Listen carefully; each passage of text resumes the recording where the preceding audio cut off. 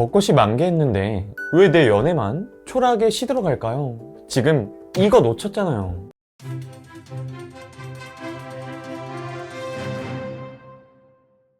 안녕하세요. 연애자격 플랜상담사 기훈쌤이에요. 사실 봄이 진짜 재회가 잘 되는 시기예요. 그러면서 동시에 이별도 정말 많이 하는 시기입니다.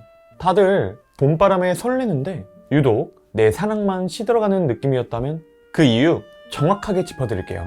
오늘 영상 끝까지 놓치지 마세요. 꽃피는 봄, 나만 이별 통보 받은 이유 첫 번째, 사회적 비교.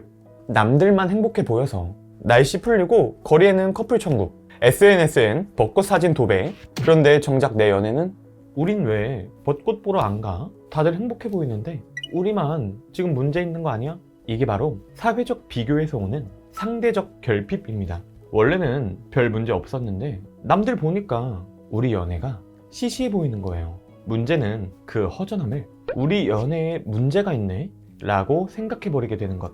결국 아무 일도 없었던 관계가 이유도 모르게 불만으로 가득 차버리는 거예요.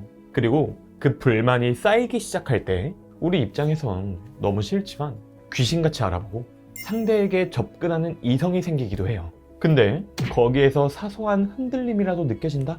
불만이 있으니 그러기도 정말 쉽겠죠. 실제로 이런 이유로 벚꽃 시즌에 바람과 환승 이별이 진짜 많이 나타나는데요. 물론 맺고 끊음을 잘하는 상대라면 절대 바람이나 환승 이별을 하진 않았을 거예요. 하지만 다른 사람에 대한 잠시의 흔들림, 충분한 이별 사유가 될 수 있습니다. 혹시 그 사람도 이런 상대적 결핍이 있었을까 싶은 분들은 아래 고정 댓글 링크 통해서 상황 자세히 적어주세요. 같이 분석해 드릴게요. 꽃피는 봄, 나만 이별 통보 받은 이유 두 번째, 설렘과 현실의 괴리, 기대가 무너져서. 첫 번째 이유가 타인과 나라는 사회적 비교였다면 두 번째 이유는 내 기대와 현실이라는 내적인 비교에 따른 이별이에요. 상큼한 봄바람은 아무래도 사람을 좀 설레게 만들죠. 그러다 보니 연애에서도 특별한 순간을 기대하게 되고요. 그런데 현실은 늘 하던 데이트, 똑같은 대화, 그 순간 이 관계에 맞는 걸까? 하는 생각이 들어버려요. 이 기대감과 현실의 차이가 너무 크면 감정도 확 식어버리는 거죠.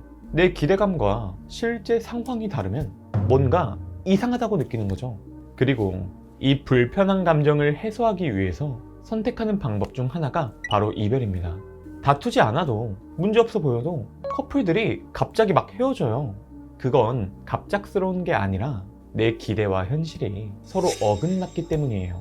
특히 이 이유였을 때는 자신의 설렘을 채워줄 수 있는 다른 사람에게 금세 넘어가 버리기도 하고요. 그 사람이 우리 연애에서 바라는 그 소구점 얼마나 알고 계셨나요? 그리고 그걸 충족시켜주기 위해서 대체 뭘 해봤나요? 꽃피는 봄, 나만 이별 통보 받은 이유 세 번째, 정서적 회피. 연애가 후순위가 되어버린 그 사람. 봄이 되면 단순히 날씨만 바뀌는 게 아니에요. 입학, 졸업, 취업, 이직, 삶이 통째로 변하는 시기입니다. 그럴 때 사람들은 연애보다는 자기 삶의 문제 해결에 집중하게 되는 경우가 많아요.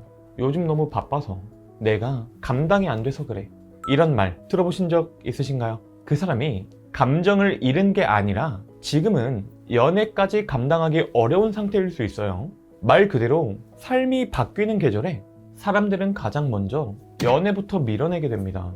감정을 느낄 여유조차 없기 때문에 본능적으로 이 거리를 두게 되는 거죠. 스트레스가 클수록 감정을 마주하는 대신 관계 자체를 회피하려는 심리가 강해지거든요.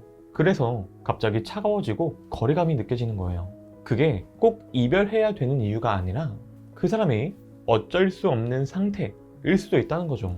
상대가 다시 삶이 안정되고 나면 돌아올까요? 라고 질문하고 싶으실 수도 있을 거예요.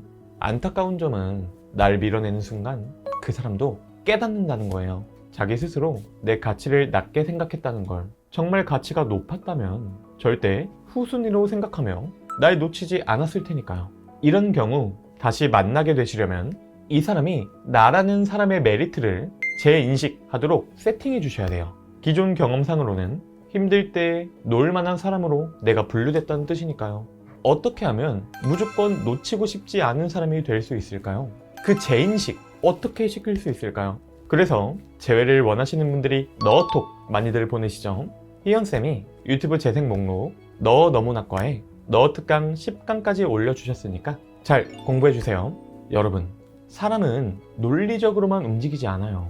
지금까지 나온 이유를 한 줄로만 요약해보자면 이 관계에선 내가 원하는 게 채워지지 않아. 그래서 다시 만나도 똑같겠지 라는 확신이 생긴 거예요.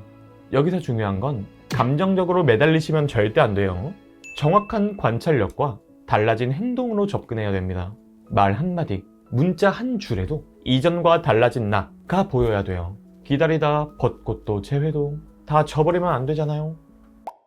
자, 오늘 이렇게 꽃피는 봄, 나만 이별 통보 받은 이유 3가지와 꿀팁까지 쫙 정리해드렸는데요. 좀 도움이 되셨을까요? 도움이 되셨다면 좋아요, 구독, 댓글, 알림 설정까지 잊지 말아주시고 그럼 여러분의 행복한 연애, 결혼 생활을 진심으로 응원합니다. 안녕.